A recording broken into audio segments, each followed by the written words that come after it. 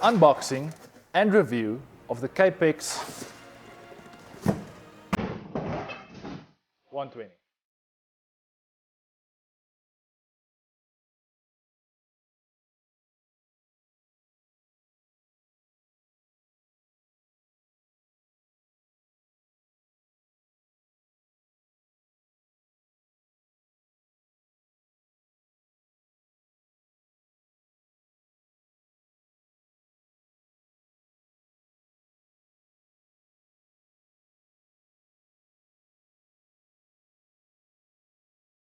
The Festool Kapex 120. We are going to do the unboxing and review of this mother of all mother miter saws, and we're going to see if this machine is going to help us in our woodworking shop, and we're going to put it through the test, do some simple cuts, see how accurate it is, and see if this machine is actually worth the price tag. Now let's get into the unboxing of this video. You get this weird little angle finder, if you want to call it that. This is an angle finder. Then you get your books with the machine, and you get a lot of polystyrene to protect your tool. You get some more polystyrene. You get more polystyrene.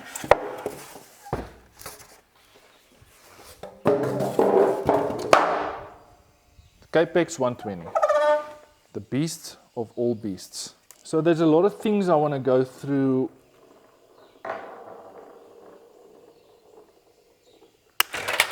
when putting the machine through the test. I did play with it around, press some buttons to see what the machine is all about. So I got a pretty good idea of how the basics of this machine is working. And I'm going to go through with you step by step so you can understand how the machine is working. First of all, the first thing that stands out for me and something I love about the Festool is the fact that they have a straight handle when you want to activate the machine. Now you will see on basically all the other miter saws on the market, you will find that the handle is on the right hand side of the machine, and sometimes you are at a certain angle where you want to cut left. Now that's really difficult to do. Now, what Festool has done is they've made a straight line where your wrist is straight. So I can stand in front of my machine and I can cut left or right. It doesn't matter. The handle sits right in the middle. Now, if you want to remove the cover, you just press the button down here. It will go down. And if you want to activate the machine, you just press this button down here.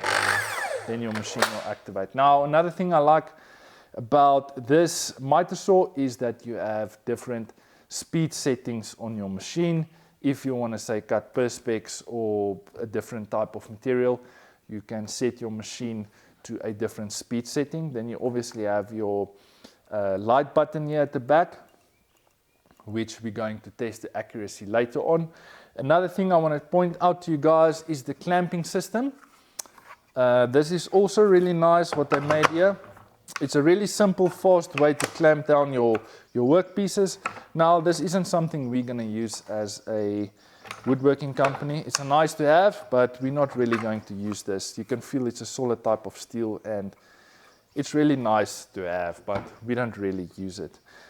And you also get this angle finder thing, where you want to cut different angles on different types of projects, perhaps. It's nice, it clips in at the back of your machine and you are ready to go. Another cool feature is the front stopping mechanism. If you want to cut left or right, say you want to cut a 45 degree, just take your machine and it's got a automatic stop system when it gets to that degree you want to cut at, and then when you want to set the machine in place, you just lock it and the machine is not going to move at all. So you just press it up, then you can move freely your machine, put it in your desired degree or whatever you want to cut, and then you press the machine down, it locks in place. Now, the next feature is also very cool, is your depth.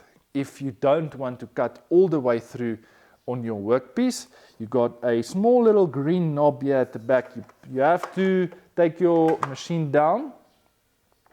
It will stop somewhere, And then you got this knob here at the back where you can set your different depths you want to cut, and then you obviously just lock it in place. Now another feature on the Kapex is you got this lever at the back where you want to tilt your machine left or right.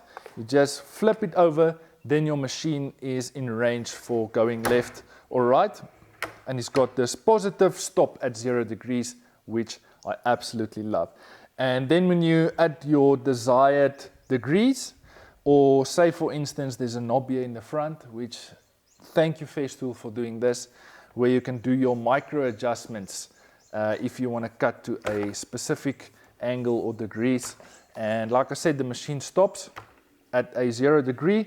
You just clip the cover over and the machine won't move at all. That's really nice. Now there's another setting here at the back if you want to cut really deep. So the standard setting for depth is where your machine goes to this level, and then it's got another setting here at the back where your machine goes down all the way, all the way. If you want to do a really deep cut, you can do that as well. That's really nice if you want to do timbers for your roof support or whatever.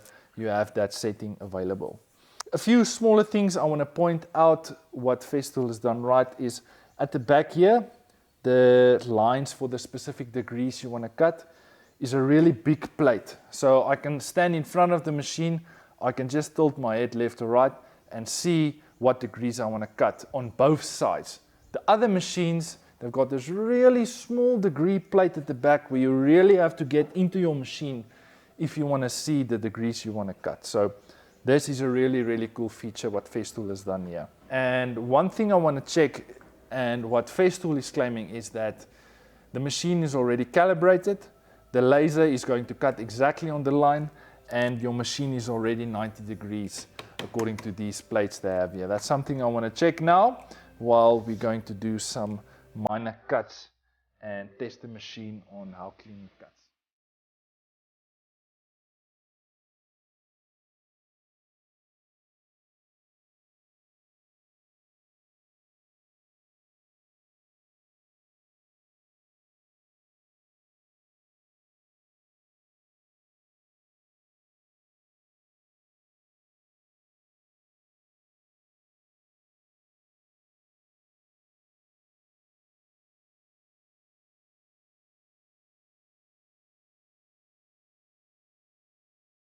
So after using the Kapex for around about an hour, playing around with some certain degree cuts, cutting 90 degree corners, I've got a verdict. There's a few things I want to point out that I'm really impressed with, and there's one thing I'm not happy with. First of all, the dust extraction. The dust extraction on the Kapex is ridiculous.